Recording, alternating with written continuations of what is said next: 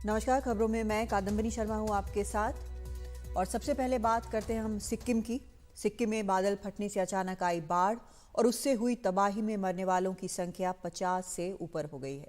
सरकारी सूत्रों के मुताबिक तीस्ता नदी से 22 शव बरामद किए गए हैं। 142 से ज्यादा लोग अभी भी लापता हैं। इस बीच सिक्किम सरकार ने पर्यटकों के लिए एक ट्रैवल एडवाइजरी जारी कर उन्हें अभी यहां आने से मना किया है। वहीं जहां ये हादसा हुआ है वहां से पर्यटकों को निकालने का काम किया जा रहा है। अब तक 2500 लोगों को निकाला गया है। यहां अब भी 3000 लोग फंसे हुए हैं, जबकि अलग अलग जगह बनाए गए राहत शिविरों में करीब 6000 लोग रह रहे हैं। इस पर और जानकारी हमारे सहयोगी सौरभ गुप्ता जो वहां पहुंचे वो दे रहे हैं। सिक्किम जैसे राज्य जहां घाने आबादी वाले इलाका कम है और कई सारे लोग मजदूर के हिसाब से यहाँ काम करने आते हैं, वहाँ जब ऐसे दुर्घटना हो जाते हैं तब उनके लिए जगह ढूंढना मुश्किल होता है। तो लेबरर्स हर जगह है, माइग्रेंट लेबरर्स हर जगह होता है, सिक्किम में भी है। और सिक्किम में यहाँ जो बिहारी धर्मशाला है, यहाँ पे बहुत सारे माइग्रेंट लेबरर्स हैं जिन्होंने यहाँ अब फंसे हैं क्योंकि वो यहाँ काम करते हैं। तो हम उनसे बात करने की कोशिश करेंगे। आप कहाँ से हैं ये बताइए, और क्या काम के लिए यहाँ आए थे और क्या काम कर रहे थे? हम लोग सब किशनगंज का है सर। किशनगंज जी, बिहार से। हाँ, तो क्या काम कर रहे थे यहाँ पे? काम कर रहे हैं, कुली काम भारी बोक रहे हैं, कोई दुकान में है, कोई बाजार में है। तो आप लोग कहाँ थे जब ये बाढ़ आया तीस्ता में, और क्या कर रहे थे उस वक्त? रूम में थे, अपना अपना रूम में। अच्छा, आप कहाँ है? आपका रूम है? बचे हैं? नहीं है, नहीं बचा है, सब लेके चला गया है। कपड़ा उपड़ा जो पहना है वही बचा है, बाकी सब लेके चला गया है। तो आप जैसे जो लोग बाहर आते हैं, जैसे बिहार से आते हैं या कहीं जगह से आते हैं काम करने, जब ऐसे हादसा हो जाते हैं तो आपका ना सिर्फ घर जाने का चिंता होता है बल्कि आपके जो कमाई है, रोजगार, वो भी बंद हो जाते हैं। इसको लेकर कैसा चिंता है? वो भी चला गया है सर। बैग में रखा था, किसी का एटेजी में था, किसी का पेटी में था, सब चला गया है। हम लोग अभी घर जाने के लिए बेबस है यहाँ। कमाई भी पूरा चला गया? कमाई भी चला गया है। और कोई है जिसका कमाई पूरा चला गया है यहाँ पे? सबका है, सबका कमाई चला गया है। जो किशनगंज से? जी, किशनगंज, सब किशनगंज का है सर। तो आप लोग अब क्या सोच रहे हैं, कैसे जाएंगे? गाड़ी उली मिल जाएगा हम लोग का सरकार का तरफ से, तो हम लोग जा सकते हैं, जब चले जाएंगे। तब तक यहाँ धर्मशाला, बिहारी धर्मशाला में? हाँ। तो और चिंता भी है कि कब काम पे वापस आएंगे, क्योंकि मजबूरी है काम करना सबका। काम पे वापस कब आना है, इसको लेकर सोचे हैं? सोचे हैं, तो चालू होगा तो तब ना आएंगे। यहाँ पर सब सफाई हो जाएगा तब आएंगे। अभी तो कोई चांस है नहीं। अभी तो खाने का एकदम हालत खराब हो गया, सब जितना जा कपड़ा उपड़ा सब चला गया खुला में। आप भी किशनगंज से हैं? किशनगंज से है। तो जैसे मैं कह रहा था, यहाँ पे जो लोग रहते हैं, जो मजदूर आते हैं बाहर से, उनके लिए भी एक चिंता का विषय ये बन गया है कि वो कैसे अपना काम करे, कैसे अपना काम पे वापस आए। और ये आप देख सकते हैं, यहाँ बिहारी धर्मशाला जो है, यहाँ पे मजदूर जो सिक्किम में काम करने आए हैं वो फंसे हुए हैं। और उनके मन में ना सिर्फ अपने बचाया हुआ कमाई खोने का चिंता है, बल्कि आगे जाके क्या करेंगे। जो उन्होंने कमा के बचाया था वो तो चला गया, आगे जाकर आने वाले दिनों में क्या करेंगे, कैसे अपनी ज़िंदगी बिताएंगे, इसको लेकर भी इनका चिंता है। सिंगतम सिक्किम से कैमरा पर्सन जीडी शंकर के साथ सौरभ गुप्ता, एनडीटीवी इंडिया। और इस पर चर्चा करने के लिए आज हमारे साथ बेहद खास मेहमान जुड़ रहे हैं। सोनम वांगचुक हमारे साथ जुड़ रहे हैं, पर्यावरणविद हैं। बहुत स्वागत है आपका सोनम जी, हमसे जुड़ने के लिए इस खास चर्चा पर। ये जो हादसा हुआ है सिक्किम में, वो कई स्टडीज़ जो हैं ऐसा बता रही हैं कि इसमें इस तरह के जो ग्लेशियल लेक्स जो है, जो इस तरह से बर्स्ट आउट कर जाते हैं, उसमें सबसे ज़्यादा भारत और पाकिस्तान ही जो हैं वो खतरे में है, सबसे ज़्यादा भारतीय खतरे में है। तो ये एक सिर्फ क्लाउड बर्स्ट का मामला नहीं है, इससे भी कहीं ज्यादा आगे का है। जी जी जी, हिंदू कुश हिमालय में, पूरे हिमालय में ऐसा बहुत खतरा है जहां ग्लेशियर्स जल्दी पिघल रहे हैं, तो वो लेक्स अपने पीछे बनाकर छोड़ रहे हैं। और ये लेक्स वैसे स्थिर रहते हैं, मगर कभी भूचाल आ जाए या कोई एवलांच आ जाए बर्फ का, या फिर लैंडस्लाइड आ जाए, या फिर क्लाउड बर्स्ट हो जाए, ऐसा कुछ भी हो जाए तो उसका स्तर अचानक बदल जाए तो वो अपने छोर को तोड़ सकती हैं और फिर ये एक पूरा का पूरा लेक लगभग पूरा नीचे आ जाए तो लोगों के लिए बहुत खतरा हो सकता है। सिक्किम के इस लेक के बारे में कई खतरे की घंटियां बजाई गई थी। 2016 में जब हम गए थे, उससे पहले भी ऐसे स्टडीज में देखा गया था कि ये लेक बहुत तेजी से बढ़ रहा है, इस पे खतरा है। और 2021 में भी एक स्टडी ने कहा। तो ऐसे कई लेक्स हैं जिनसे खतरा हो सकता है। बात मुझे ये लगा कि उतना नुकसान नहीं हुआ जितना मैं सोचता था इससे होगा। साउथ लोनाक लेक के फटने का काफी डर पहले से ही था, मगर जान की जो नुकसान है, माल की तो हाँ पावर प्लांट्स चले गए, मगर लोगों की जानें उस स्तर पर नहीं गए जितना मुझे डर था। जी, ग्लेशियल मेल्टिंग तो अगर हम देखें तो शायद सबसे ज़्यादा तेज़ी से हो रहा है इस वक्त, जितने भी साइंटिस्ट बता रहे हैं। तो वो तो शायद इमीडिएटली हमारे हाथ में नहीं है कि उसमें कुछ कर सके, लेकिन आगे ऐसी घटना ना हो इसके लिए क्या कोशिशें की जा सकती हैं क्लाइमेट चेंज से निपटने के लिए, इस समय यहाँ पर लोगों को बचाने के लिए? जी, पहली बात तो ग्लेशियल मेल्टिंग भी पहाड़ के लोगों के वजह से तो नहीं है, उनके हाथ में नहीं है, मगर बड़े शहरों के लोग, Delhi, Mumbai, Beijing, Paris, London, New York, यहाँ के लोगों के रहने के जीवन शैली के वजह से ये हो रहा है। और पहाड़ों में लोग ये सजा पा रहे हैं बिना किसी गलती के। तो सबसे पहले तो ये एक संदेश है पूरे दुनिया के लिए कि हम अपनी जीवन शैली बदलें। जैसा कि मैं कहता रहता हूँ, please live simply in the big cities so that people in the mountains simply live. वो जी पाए, इतना हो आप इस तरह से जीवन जिएगा। अब ये तो लंबी वो है, बदलाव की बात है, मगर निकट भविष्य में ऐसे सभी लेक्स पे हमें कई चीजें कर सकते हैं। अर्ली वार्निंग सिस्टम्स तो कम से कम हम लगा सकते हैं, ताकि ऐसा कभी हुआ तो लोगों को पहले ही वक्त पे पता चल जाए और वो अपने उन जगहों से हट जाएं। तो एक तो अर्ली वार्निंग सिस्टम, इस लेक पर भी अर्ली वार्निंग सिस्टम हमारे दल ने 2016 में ही लगाया था, मगर वो फिर लेक में बहुत हलचल, तूफान या वेव्स उठते हैं तो उसके वजह से टूट गया था, नया नहीं लगा पाए थे। और दूसरा, हम लद्दाख में कहते हैं कि ये जो फ्लैश फ्लड वगैरह हैं उससे भिड़ नहीं सकते हैं, तो उसको अवॉइड किया जाए। तो ऐसे जगह जहां पर कभी फ्लैश फ्लड आ सकता है वहां पर आबादी को पहले से ही ना बसने दिया जाए, ऐसे जगहों को फ्लड के लिए, उसके रास्ते के लिए छोड़ा जाए। ये दूसरा कदम हम कर सकते हैं। जी, एक जान का जो नुकसान हुआ है वो तो वापस नहीं हो सकता है, लेकिन जो आप कदम बता रहे हैं वो ज़रूरी हैं, करने पड़ेंगे। एक फैक्टर ये भी है कि पावर प्लांट की आपने बात की, जिसे तीस्ता बहा ले गई, और ऐसे ही होता है जब बहुत ज़्यादा फोर्स से पानी आता है। तो ऐसे में क्या इन इलाकों में एक बड़ा, हमेशा ये बहस चलती है कि डेवलपमेंट वर्सेस क्लाइमेट, तो ये इसमें फिर क्या किया जाए? देखिए, ये बात सही है कि जब आप डैम्स बनाएंगे तो ये खतरा भी रहेगा, वो चाहे फिर बाढ़ का हो, क्लाउड बर्स्ट के कारण, ग्लेशियल लेक के कारण, या भूचाल के कारण भी हो सकता है। ऐसे डैम बर्स्ट हो जाएं और उसके बाद बाढ़ आए, तो हम बिजली जो हमारी मांग है, खपत है, जरूरत है, उसके वजह से ये डैम्स बना रहे हैं। तो डैम्स न बनाने के लिए दोबारा मैं यही कहूंगा कि लोगों को अपनी जिंदगी बदलनी होगी, ताकि हमें इतनी ज्यादा बिजली जरूरत ना हो। मतलब अगर हम जिस तरह से अभी बिजली खर्च करते हैं, हर चीज बिजली से ही कराना चाहते हैं, खुद कुछ भी नहीं करना चाहते, सीढ़ियां नहीं चढ़ना चाहते, सामान यहाँ से वहां कुछ भी खुद नहीं करना चाहते, सब बिजली से कराना चाहते हैं, तो ऐसे में ऐसे पावर प्लांट्स बनेंगे ही और फिर ये नुकसान के लिए शिकार भी होंगे। तो मैं ये कहूंगा, या तो हम ऐसे बांध, ऐसे पावर प्रोजेक्ट्स जो बड़े बड़े हैं, न्यूक्लियर हो तो खतरा है, सोलर और विंड को हम बढ़ावा दें और इतना खर्च करें कि जितना हम अपना कहते हैं ना चादर देख के, तो जितना हम स्थायी स्रोत हैं, सस्टेनेबल सोर्सेस हैं, उससे बिजली पैदा कर सकें, उतनी जरूरत के हिसाब से हम बिजली खर्चें।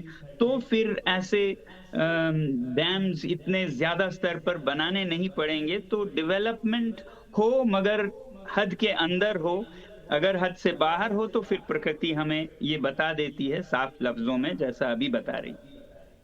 जी, आपको लगता है कि जो इलाके हैं, खासकर इस तरफ के पहाड़ों के जो इलाके हैं, उनके लिए डेवलपमेंट का डेफिनेशन शायद कुछ अलग होना चाहिए, ताकि क्लाइमेट जो है, वहाँ का माहौल जो है किसी तरह से ख़राब ना हो और इस तरह की आपदाएं जो हैं वो कम आए? शायद कहीं ना कहीं एक कॉम्प्रोमाइज़ की ज़रूरत है। जी, डेवलपमेंट ये जो थे जैसे बड़े डैम्स हैं, ये तो इन पहाड़ों के लोगों के काम भी उतना नहीं आता जितना बाकी देश को सप्लाई होता है। मतलब 1200 मेगावाट उस जगह के लोग नहीं इस्तेमाल करेंगे, मगर जब आपदा आए तो उन्हें सहना पड़ेगा।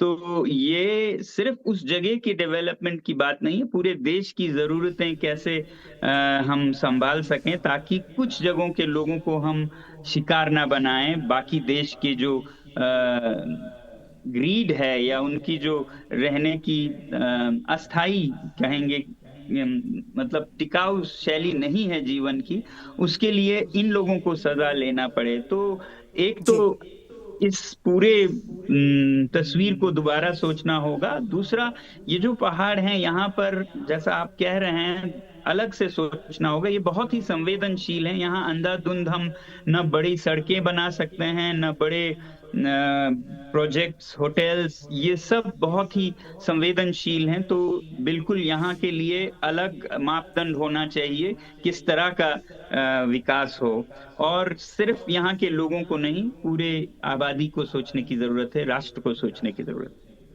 बिल्कुल, हम सबको सोचने की ज़रूरत है, और लाइफस्टाइल जो चेंज है वो प्रकृति के लिए भी अब बहुत ज़रूरी है। बहुत शुक्रिया सोनम वांगचुक हमसे बात करने के लिए। धन्यवाद, धन्यवाद। और फिलहाल एक ब्रेक लेते हैं, ब्रेक के बाद लौटते हैं कुछ और खबरों के साथ।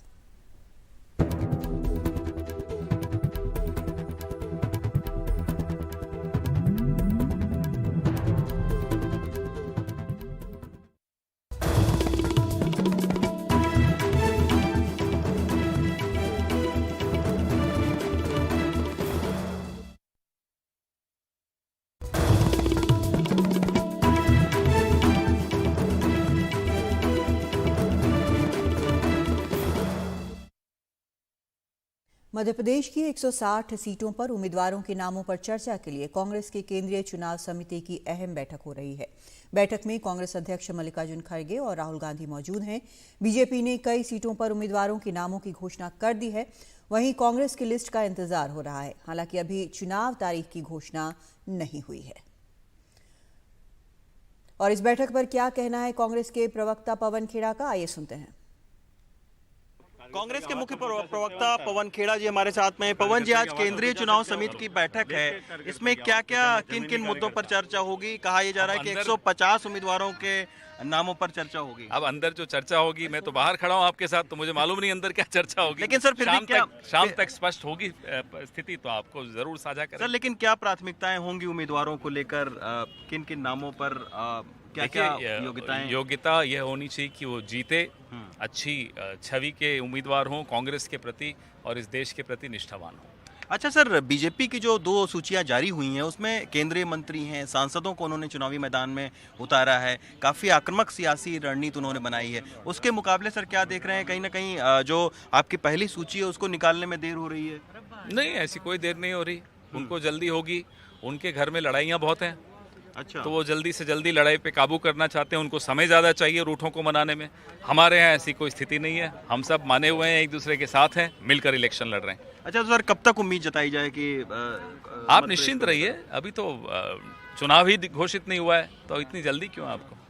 सर, लेकिन तमाम सियासी पार्टियों को बहुत ज़्यादा जल्दी है, तमाम प्रधानमंत्री से लेकर गृह मंत्री तक चुनावी दौरा कर रहे हैं मध्य प्रदेश के चुनाव को लेकर। प्रधानमंत्री तो सरकारी खर्चे पर राजनीति कर रहे हैं, सरकारी खर्चे पर जाते हैं और वहाँ भाषण देते हैं चुनावी।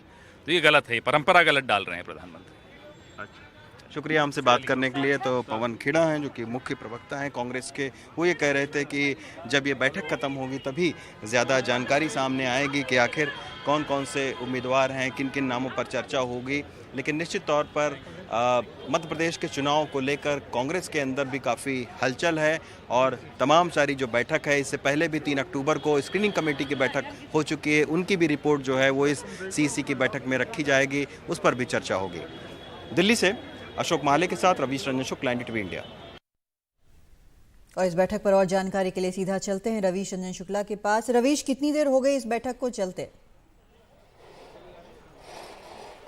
आज देखिए कादम्बनी तकरीबन 2 घंटे से ज़्यादा का वक्त हो गया है सीईसी की बैठक को चलते हुए और ये उम्मीद जताई जा रही है कि अभी 1 से 1.5 घंटे और लग सकता है, क्योंकि काफ़ी सारे नामों पर चर्चा हो रही है। अभी तक जो सूत्र हैं उनके मुताबिक 160 सीटों पर चर्चा हो रही है और इस चर्चा सीईसी की बैठक से पहले जो कांग्रेस के सिटिंग विधायक हैं, क्योंकि तमाम सारी खबरें ऐसी आई कि कुछ सिटिंग विधायकों के टिकट कट सकते हैं, तो उन सिटिंग विधायकों ने भी आके आला कमान को बोला कि जब कांग्रेस का मुश्किल वक्त था तब वो ज्योतिरादित्य सिंधिया के साथ गए नहीं। ऐसे में ये खबर आ रही है कि उनके टिकट कट रहे हैं, तो कहीं ना कहीं आला कमान को भी उन विधायकों से, जो सिटिंग विधायक हैं, उनसे एक संवेदना है और सूत्रों के जरिए खबर यही पता लग रही है कि जो सिटिंग विधायक हैं उनमें से बहुत अगर कोई है जिसका सर्वे में बहुत नीचे स्थान पर वो आए हैं तभी उनका टिकट कटेगा, बाकी सारे सिटिंग विधायकों को जो है वो दोबारा टिकट मिल सकता है। साथ में ये भी खबर आ रही है कि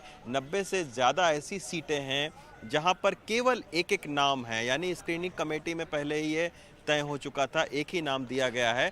बाकी जो बची गई सीटें हैं उन पर 2 से 3 नाम हैं। तो चर्चा जो है वो आप सोचिए कि 60 से 70 सीटों पर ज़्यादा चर्चा होगी, बाकी 90 ऐसी सीटें हैं, 90-95 ऐसी सीटें हैं जहां पर एक ही एक नाम है।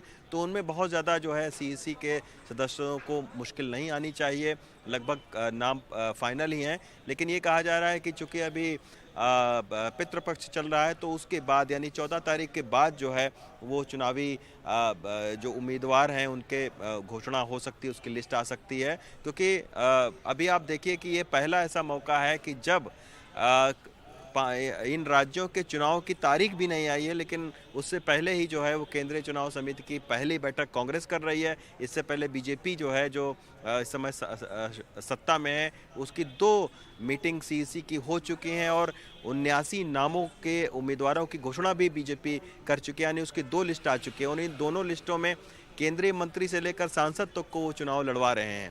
जहां पर ज़्यादा कमज़ोर सीटें मानी जाती वहां पर बीजेपी की रणनीति है कि उन्होंने बड़े चेहरों को उतारा है। तो ऐसे में देखना दिलचस्प होगा कि कांग्रेस बीजेपी के मुकाबले कौन सी रणनीति बनाती है। लेकिन 2-3 बातें जरूर सूत्रों के हवाले से खबर आई है कि सिटिंग विधायकों के प्रति एक संवेदना है आला कमान की और ज़्यादातर सिटिंग विधायकों का टिकट जो है वो उनको वापस मिलेगा, यानी ज़्यादातर जो सिटिंग विधायक है उनका टिकट नहीं कटेगा, वो अपनी सीटों पर चुनाव लड़ेंगे। जी, आप नज़र रखें रवीश, हम दोबारा लौटेंगे आपके पास और खबर के लिए इस बैठक के बारे में। फिलहाल रुख करते हैं बीजेपी का। चुनाव जीतने के लिए कैलाश विजयवर्गीय की नई रणनीति है। बोले, जिस बूथ से कांग्रेस को एक भी वोट नहीं, उसके अध्यक्ष को 51,000 मिलेगा। कैलाश विजयवर्गीय बीजेपी के राष्ट्रीय महासचिव हैं। उन्हें पार्टी ने इंदौर 1 सीट से कैंडिडेट घोषित किया है। वो पहले भी 6 बार विधायक रह चुके हैं। जिस पोलिंग बूथ पे एक भी वोट कांग्रेस को नहीं मिलेगा, उस बूथ के अध्यक्ष को 51,000 रुपए दूंगा मैं। 51,000। छत्तीसगढ़ से खबर है। वहां के सरकारी अस्पतालों में स्वास्थ्य व्यवस्थाओं का हाल बेहाल है। ताज़ा मामला राजधानी रायपुर से महज 25 किलोमीटर दूर अभनपुर सामुदायिक स्वास्थ्य केंद्र का है। इस अस्पताल से एक तस्वीर वायरल हो रही है जिसमें एक बच्चा मरीज के बगल में सलाइन की बोतल हाथ में पकड़े खड़ा है। मरीज के बैठने के लिए न तो व्हीलचेयर है, न ही सलाइन बोतल को टांगने के लिए कोई स्ट्रेचर। इस पर और जानकारी के लिए सीधा हमारे सहयोगी नीलेश त्रिपाठी के पास चलते हैं। नीलेश, इसके बारे में आपने पूछताछ तो जरूर की होगी, क्या कहा गया आपको? देखिए, बिल्कुल पूछताछ भी हुई थी और इसमें जो वहाँ पर अधिकारी हैं, बीएमओ ब्लॉक मेडिकल ऑफिसर, उनसे मेरी बात हुई थी। प्रद्युम्न सिंह पटेल हैं उनका कहना था कि एक ट्रेनी नर्सिंग स्टाफ है, उसको जिम्मेदारी दी गई थी और वो जो है बच्चे के हाथ में बोतल पकड़ाकर चली गई। लेकिन जब मैं और भी लोगों से बातचीत किया तो पता चला कि यहाँ पर इस तरह की लापरवाही बहुत आम है। यहाँ पर व्यवस्थाओं के नाम पर जब मरीज आते हैं तो काफी मतलब इसी तरह की दिक्कतें होती हैं। एक बातचीत भी मैंने वहाँ से की थी मरीजों से और एक हालात दिखाए थे थोड़ी देर पहले। वहाँ न तो बेड पे, ये तो ठीक है, एक व्यवस्था नहीं मिली, बच्चे के हाथ में पकड़ा दिया गया, ये एक वीडियो वायरल हो रहा है। लेकिन अगर आप अस्पताल का अगर हम जायजा लिया जब हमने, तब पता चला कि जो वाटर कूलर लगा है वहाँ पर इतनी गंदगी है कि वहाँ कोई पानी मतलब अपने हाथ वाथ धोने के लिए भी उपयोग ना करे और उसको पीने की व्यवस्था है। सभी बेड जो मरीजों के लिए लगे थे उसमें ना तो चादर थी, ना तो तकिया, ना ही कोई अन्य जो मूलभूत सुविधाएं होती हैं वो कोई व्यवस्था नहीं थी। इसके अलावा जो अन्य जरूरत की चीजें हैं, मेडिसिन के लिए जो एक मेडिसिन काउंटर बनाया गया है वहाँ पर भी कोई उपलब्ध नहीं था। पीएमओ जो थे उनका कहना था कि हम इस मामले में जांच करा रहे हैं, पता चला है जबकि नर्सिंग स्टाफ को जो ट्रेनी थी उनको जिम्मेदारी दी गई थी, वो क्यों ऐसा की उनसे हम पूछताछ करेंगे और जो भी जिम्मेदार होगा वो कार्रवाई करेंगे। मतलब ये कुल मिलाकर एक रटा रुटाया जो अधिकारियों का जवाब होता है किसी भी मामले के बाद कि हम जांच करेंगे और जांच के बाद जो भी कुछ आएगा तो हम जो भी जिम्मेदार होगा उसके ऊपर कार्रवाई करेंगे, उतना ही था। उसके अलावा वो कुछ भी कहने से बचते नजर आए। काफी देर बाद तो वो चर्चा के लिए भी तैयार हुए। मतलब कुल मिला के ये इस तरह से प्रबंधन इसमें जो है उसको दबाने की कोशिश भी करता रहा इस मामले को कि कहीं से भी किसी को जानकारी हाथ न लगे। लेकिन हमारे पास वीडियो चूंकि आ चुका था पहले ही, तो हमने गंभीरता जब उनसे पूछताछ की तो बताया कि जांच करेंगे और कार्रवाई करेंगे। जी बहुत शुक्रिया आपका नीलेश इस पूरी जानकारी के लिए। तो देखते हैं कि कार्रवाई क्या होती है। जबलपुर शहर में 8 किलोमीटर लंबे फ्लाईओवर के निर्माण के दौरान शनिवार देर शाम को एक बड़ा हादसा हो गया। जिस वक्त निर्माण चल रहा था ठीक उसी वक्त फ्लाईओवर का मलबा ढह गया। उस मलबे के साथ ही 4 मजदूर भी फ्लाईओवर से नीचे गिर गए। फ्लाईओवर के नीचे नाली निर्माण के लिए लोहे की छड़ें लगाई गई थीं। मजदूर इन लोहे की छड़ों के ऊपर गिरे जिससे चारों मजदूर बुरी तरह घायल हो गए और मौके पर ही एक मजदूर ने दम तोड़ दिया।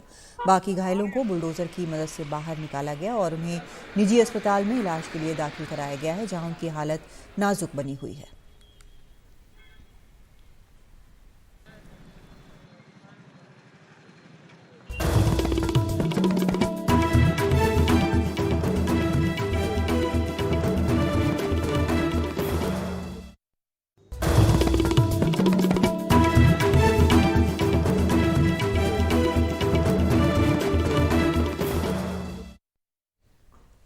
कर्नाटक की सिद्धारमैया सरकार पर अब कई संगठन दबाव बना रहे हैं कि वो जल्द से जल्द कास्ट सेंसस रिपोर्ट जारी करें। सरकार दबाव में है क्योंकि माना जा रहा है कि रिपोर्ट सामने आने से लिंगायतों और वोक्कलिगा जाति के कर्नाटक में वर्चस्व खत्म हो सकता है। मुख्यमंत्री सिद्धारमैया और उप मुख्यमंत्री डीके शिवकुमार भी ओबीसी हैं। मुस्लिम और शेड्यूल कास्ट भी कास्ट सेंसस जारी करने का दबाव बना रहे हैं। सिद्धरमैया ने मुख्यमंत्री के तौर पर जो एजुकेशनल एंड सोशल सर्वे 2014 में करवाया था, उसकी रिपोर्ट सिद्धरमैया के गले की फांस बन गया है। इस रिपोर्ट को कांतराजू ने तैयार किया था। जानकारी के मुताबिक इससे लिंगायत और वोक्कलिगा का दबदबा आबादी के आधार पर खत्म हो जाएगा। शेड्यूल्ड कास्ट और मुस्लिम आबादी ओबीसी के साथ काफी आगे है। ऐसे में अब रिपोर्ट जारी करने का दबाव अलग अलग जातियों से सिद्धरमैया पर पड़ रहा है। Some major communities previously in last 75 years in who is the rule the कुछ बड़ी जातियां जो 75 सालों से राज कर रही हैं, वो कास्ट सेंसस जारी ना करने का दबाव बना रही हैं। सिद्धरमैया अहिंसा की बात करते हैं, सबसे पहले वो इस रिपोर्ट को जारी करें। Release the backward caste commission report, Kantharaju commission report release first. एक सेंसस हुआ है, मगर क्या प्रेशर आपको आ रहा है गवर्नमेंट ऑफ कर्नाटका को इसको बाहर लाने के लिए? तो इसलिए social democratic party of India ये महीना 9 to 13 पूरा स्टेट में एक कैंपेन हम कर रहे हैं, एक एजुटेशन कर रहे हैं। कर्नाटका में अब तक लिंगायतों और वोक्कलिगा का दबदबा माना जाता रहा है। इसकी छाप सिद्धरमैया कैबिनेट पर भी दिखती है। 34 सदस्यों वाली सिद्धरमैया कैबिनेट में 7 मंत्री लिंगायत हैं, वोक्कलिगा 5 हैं, अनुसूचित जाति के 6 हैं, अनुसूचित जनजाति के 3, ओबीसी के 6 और 2 मंत्री मुस्लिम हैं। सिद्धरमैया के कास्ट सर्वे रिपोर्ट के आंकड़ों में जिस धर्म या समाज की आबादी जितनी होगी, मंत्रिमंडल और चुनावों में उसी अनुपात में प्रतिनिधित्व देने की मांग उठेगी। ऐसे में मुख्यमंत्री सिद्धरमैया काफी दबाव में है। जयप्रकाश हेगड़े अध्यक्ष पिछड़ा वर्ग आयोग के अध्यक्ष के रूप में जयप्रकाश हेगड़े को बीजेपी लाई थी। उनके पास रिपोर्ट तैयार है, लेकिन उस पर सचिव के हस्ताक्षर नहीं है। मैंने उनसे पहले भी पूछा था और उन्होंने आश्वासन दिया था कि वो इस रिपोर्ट को हमें सौंपेंगे, लेकिन ऐसा नहीं हुआ। हम देख रहे हैं। कास्ट सेंसस रिपोर्ट जारी होने से जिस जाति या धर्म की जनसंख्या जितनी होगी, वो अपना प्रतिनिधित्व मंत्रिमंडल से लेकर चुनावों में उसी अनुपात में मांगेगा। यानी कर्नाटका का पॉलिटिकल डायनेमिक्स बदलेगा। लोकसभा चुनाव सामने है। ऐसे में मुख्यमंत्री सिद्धरमैया और उनकी पार्टी ये तय नहीं कर पा रही है कि मौजूदा हालात से कैसे निपटे। बेंगलुरु से कैमरामैन गोविंद मूर्ति के साथ निहाल खिदवई, एनडीटीवी इंडिया। आगरा के ग्रामीण इलाके से हैरान करने वाली खबर है। 16 साल के एक लड़के ने अपने एक 19 साल के दोस्त के साथ मिलकर अपने टीचर के पांव में गोली मार दी, बस इसलिए कि टीचर के छोटे भाई की एक आरोपी से बहस हुई थी।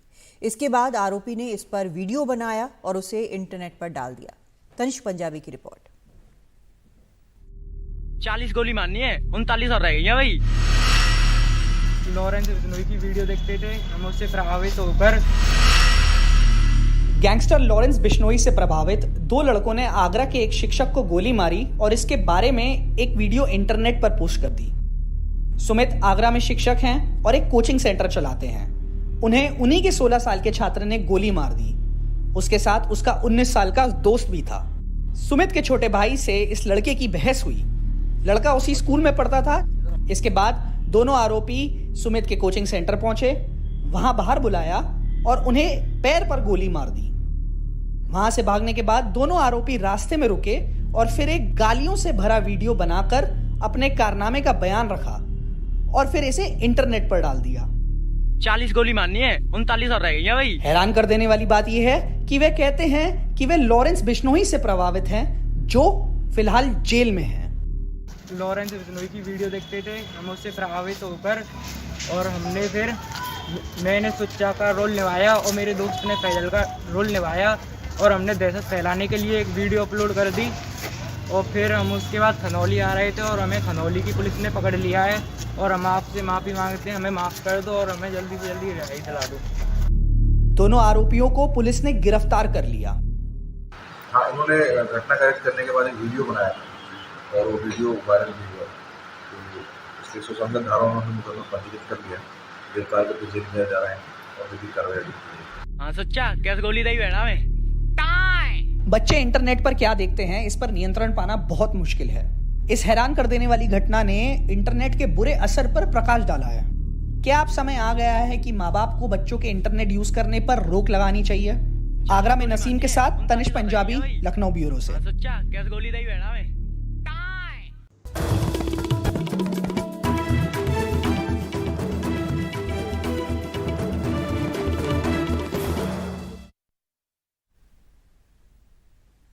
भारत ने एशियाड में 100 पदकों का आंकड़ा पार कर लिया है। भारत को 28 स्वर्ण, 38 रजत, 41 कांस्य, पुरुष कबड्डी, पुरुष क्रिकेट, बैडमिंटन, पुरुष डबल्स में भारत ने गोल्ड जीता है। महिला कबड्डी टीम ने ताइवान को हराकर गोल्ड मेडल जीता। तीरंदाजी में आज भारत को 2 स्वर्ण, 1 रजत और 1 कांस्य पदक मिला।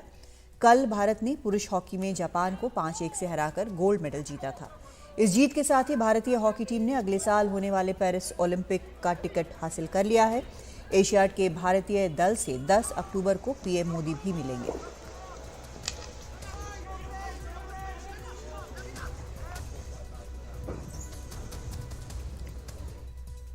पीएम मोदी ने ट्वीट कर भारत की इस उपलब्धि के लिए बधाई दी है। लिखा है, एशियन गेम्स में भारत के लिए एक महत्वपूर्ण उपलब्धि।